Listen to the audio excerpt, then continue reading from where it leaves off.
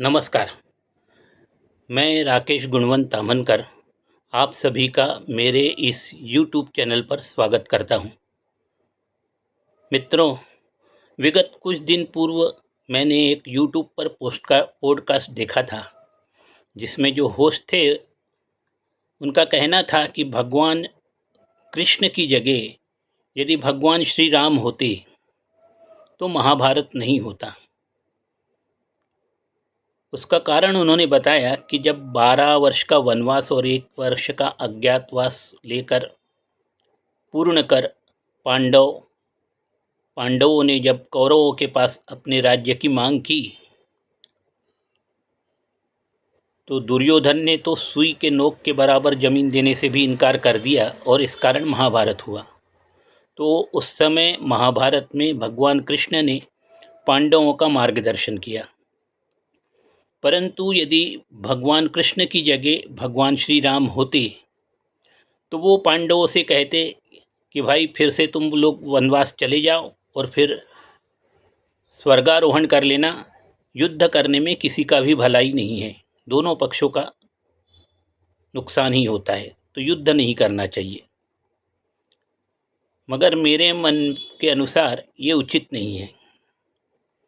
एक तो भगवान राम का ऐसा स्वभाव ही नहीं था कि कोई आए और हमारे गाल पे एक थप्पड़ मारे तो वो बोलेंगे कि तुम अपना दूसरा गाल भी आगे कर दो ताकि वो उस पर दूसरा थप्पड़ लगा दे। भगवान राम का ऐसा स्वभाव नहीं था। वो हमेशा धर्म की रक्षा के लिए तत्पर रहते थे।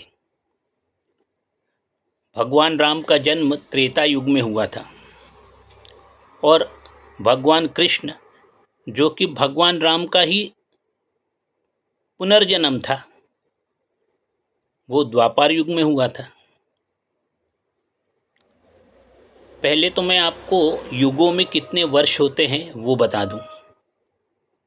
तो सतयुग में 17,28,000 वर्ष होते हैं। द्वापर युग में 12,96,000 वर्ष होते त्रेता युग में 12,96,000 वर्ष होते हैं।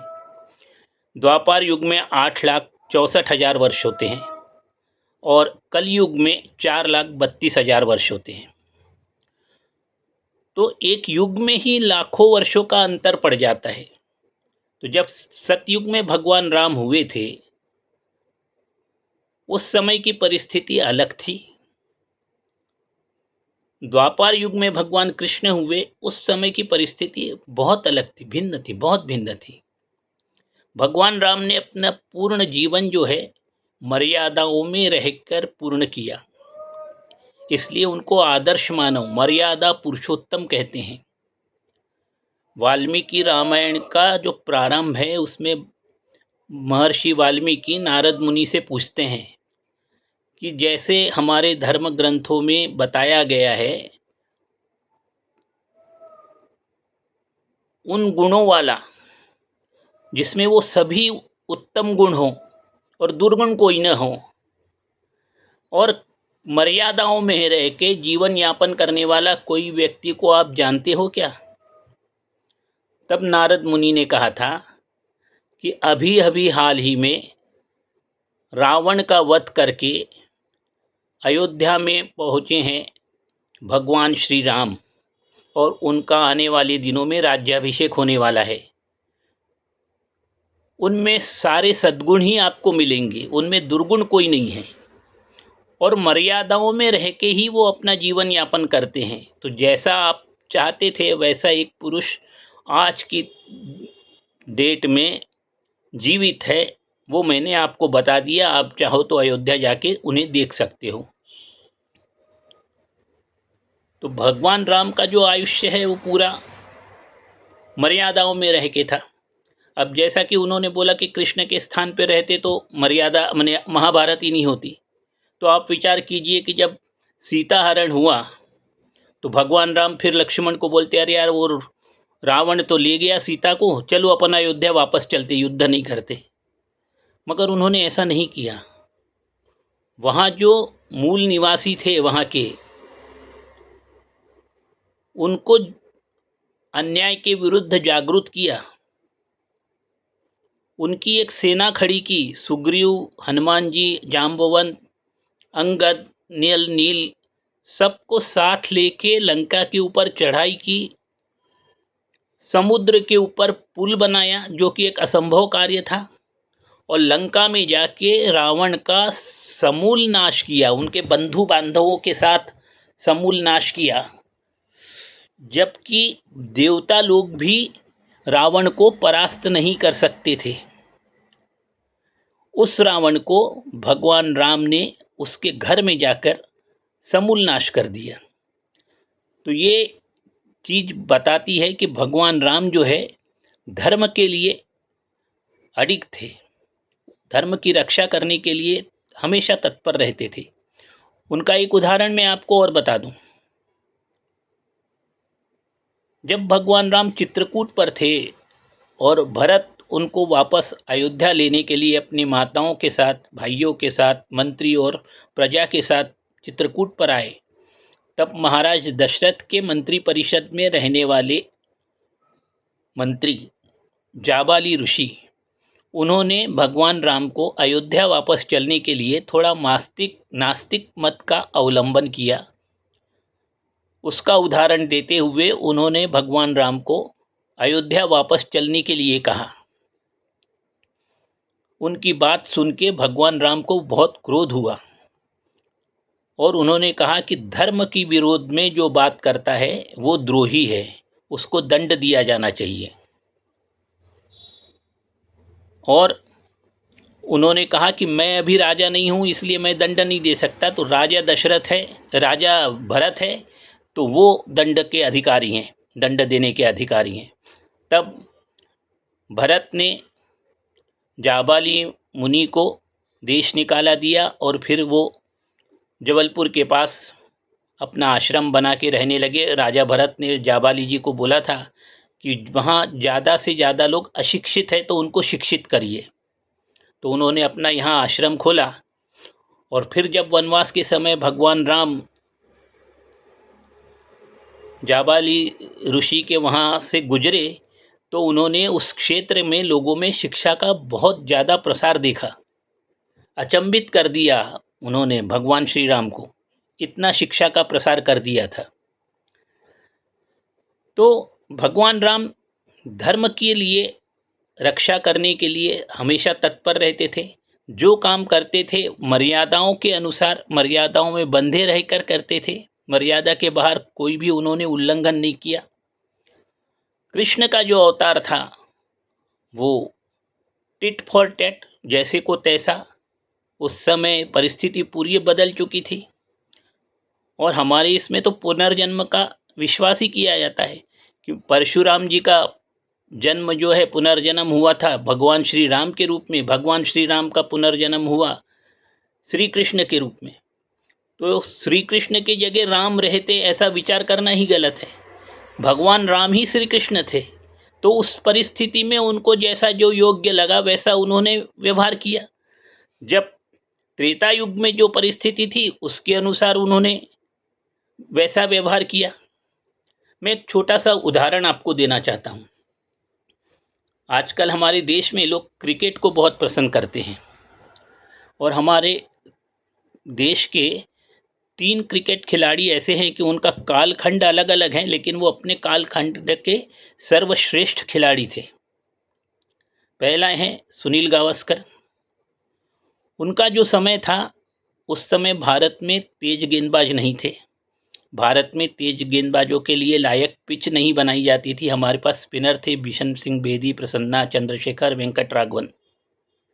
तो तेज गेंदबाजों के लायक हमारे यहाँ पिच नहीं बनाई जाती थी, तेज गेंदबाज नहीं थे, तो उनको तेज गेंदबाजी के ऊपर बल्लेबाजी करने की प्रैक्टिस नहीं मिल सकती थी। विदेशों में लोग केवल तेज गेंदबाजी के लायक ही पिच बनाते थे। तेज गेंदबाजी के लिए फास्ट पिच, यानी जिस पिच के ऊपर गेंद पड़ के तेज़ी से उछल जाए, तेज़ी से बल्लेबाज की तरफ आए, स्विंग करे, केवल ऐसी ही पिचों का निर्माण किया जाता था। उस समय वेस्ट इंडीज़ के पास फास्ट बॉलर थे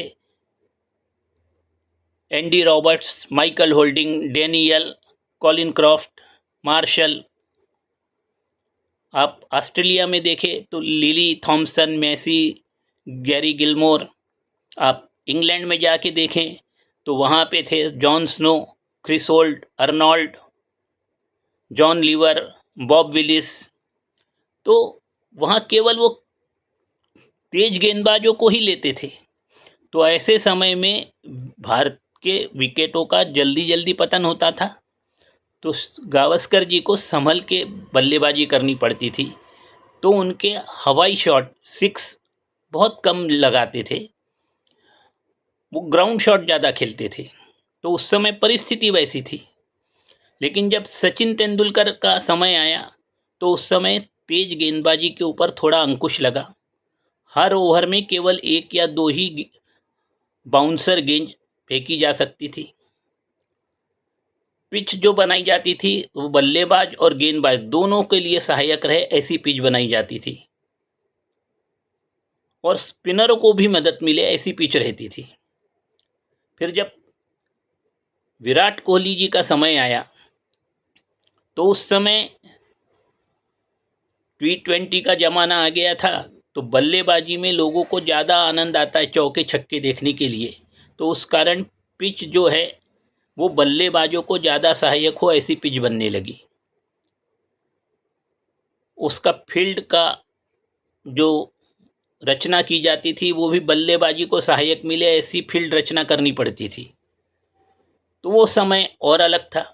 अब आप विचार कीजिए कि यदि विराट कोहली गावस्कर के समय होते तो उस समय जो परिस्थिति थी उस परिस्थिति के अनुसार विराट कोहली भी बल्लेबाजी करते।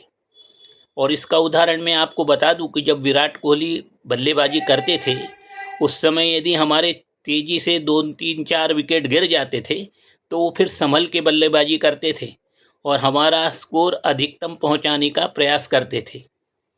तो मतलब जैसी परिस्थिति रहती थी विराट कोहली अपने आप को उस परिस्थिति में ढाल के वैसी ही बल्लेबाजी करते थे। तो वही चीज़ है कि यदि गावस्कर विराट कोहली या सचिन की जगह होते तो जैसे वो लोग खेले वैसी बल्लेबाजी वो करते। विराट कोहली, सचिन तेंदुलकर गावस्कर की जगह रहते तो वो उस समय वैसी ही बल्लेबाजी करते। तो जैसी परिस्थिति रहती है उस परिस्थिति के अनुसार ही अपने आप को ढाला जा सकता है और वैसा ही परफॉर्मेंस करना पड़ता है। तो भगवान राम का जो त्रेता युग था वो समय अलग था। उस समय रावण अजिंक्य था, उसको कोई हरा नहीं सकता था। उसके पास सारे शस्त्र अस्त्र और नए नए विधाएं उसके पास थी। उन्होंने भगवान को भी पराजित कर दिया था। ऐसे रावण को पराजित करने के लिए भगवान राम को बचपन से ही ट्रेनिंग दी गई थी।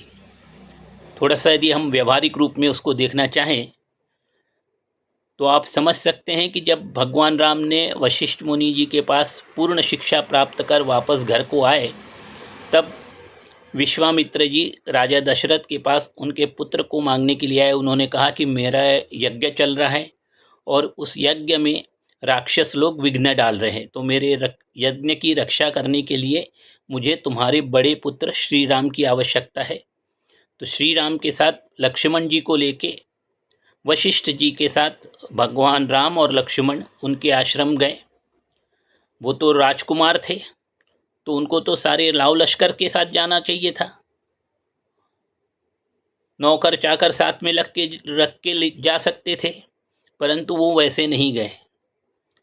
विश्वामित्र जी ने उन्हें मुनि वेश में अपने आश्रम में ले गए और वहाँ जाकर उन्होंने सर्वप्रथम मारीच को जो तीर माला, तो मारीच को दक्षिण दिशा में 100 योजन दूर जाके फेंक दिया। वो समुद्र में जाके गिरे, उनकी मौत नहीं हुई। मगर उसके बाद फिर सुबाहु जब फिर से आक्रमण करने आए तो भगवान राम ने सुबाहु का वध कर दिया। उसके बाद विश्वामित्र जी ने भगवान राम और लक्ष्मण को अनेक विद्याएं दी, अनेक शस्त्र अस्त्र दिए और भविष्य में रावण के साथ युद्ध करने के लिए उन्हें क्या क्या चीज़ों की आवश्यकता पड़ सकती है वो सारी विद्याएं उन्होंने भगवान श्री राम और लक्ष्मण को सिखाई और उतने अस्त्र शस्त्र नए नए आयुध प्रदान किए। तो भगवान राम का उद्देश्य जन्म का ये था कि हम उनको रावण का वध करना था और उनको बचपन से ही उस प्रकार तैयार भी किया गया था। इसी कारण वे जब वन में गए तो सबसे पहले उन्होंने खर और दूषण, जो कि दंडकारण्य में सबसे बड़े आतंकवादी थे, उनका सफाया किया, उनके सारे राक्षस सेना का नाश किया। अकेले भगवान राम ने 14,000 राक्षसों का वध कर दिया था। उसके बाद वो दक्षिण दिशा की तरफ गए। वहाँ जाने के बाद जब सीता जी का हरण हुआ तो वहाँ के स्थानीय लोगों को, यानी वो वानर लोग जो रहते थे, उनको अन्याय के विरुद्ध खड़ा किया, सुग्रीव को राजा बनाया और सुग्रीव की सेना के साथ उन्होंने लंका पर आक्रमण किया। समुद्र के ऊपर सेतु बनाया, जो कि एक असंभव कार्य था, वो भी उन्होंने करके दिखाया। और लंका में जाके रावण का समूल नाश किया, जो कि असंभव था, भगवान भी उसको हरा नहीं पाते थे। उस रावण को समूल नाश भगवान श्री राम ने किया। तो उनकी परिस्थिति के अनुसार उनका जो लीला थी वो उस समय योग्य थी। भगवान कृष्ण ने द्वापर युग में अन्यायियों का और धर्म की रक्षा के लिए जो लीला की वो उस परिस्थिति के अनुसार योग्य थी। भगवान श्री कृष्ण ने गीता में कहा ही है, यदा यदा ही धर्मस्य ग्लानिर्भवति भारत अभ्युत्थानम अधर्मस्य संभवामि युगे युगे। तो धर्म की रक्षा के लिए मैं हर बार आऊँगा। तो आप देखिए कि भगवान विष्णु का अवतार परशुराम थे, फिर परशुराम का पुनर्जन्म जो हुआ भगवान श्री राम हुआ, वो भगवान विष्णु के ही अवतार थे। भगवान श्री राम के बाद भगवान कृष्ण जो है वो भी विष्णु के ही अवतार थे, यानी भगवान श्री राम का पुनर्जन्म श्री कृष्ण के रूप में हुआ। और आगे भी जब कलयुग में भगवान अवतार लेंगे तो वो भगवान राम का ही रूप रहने वाला है। मगर कलयुग में जो परिस्थिति होगी उस अनुसार वो अन्यायियों का नाश करेंगे और फिर से धर्म की स्थापना करेंगे। तो मेरा कहने का मतलब ये है कि भगवान राम की जो परिस्थिति थी उस हिसाब से उनकी लीला उचित थी। भगवान कृष्ण की समय में जो परिस्थिति थी उसके हिसाब से भगवान कृष्ण की लीला उचित थी। तो इसलिए भगवान कृष्ण की जगह भगवान राम को हमें नहीं विचार करना चाहिए, या भगवान राम की जगह भगवान कृष्ण का विचार नहीं करना चाहिए, क्योंकि सभी को परिस्थिति के अनुसार अपने आप को ढालना पड़ता है और यही हमारे धर्म ग्रंथों में सिखाया गया है। मेरे ये विचार आपको कैसे लगे नीचे कमेंट बॉक्स में जाके अवश्य अपना विचार बताएं और याद रखिए मेरे इस चैनल को लाइक करें, सब्सक्राइब करें और शेयर करें। धन्यवाद। जय श्री राम।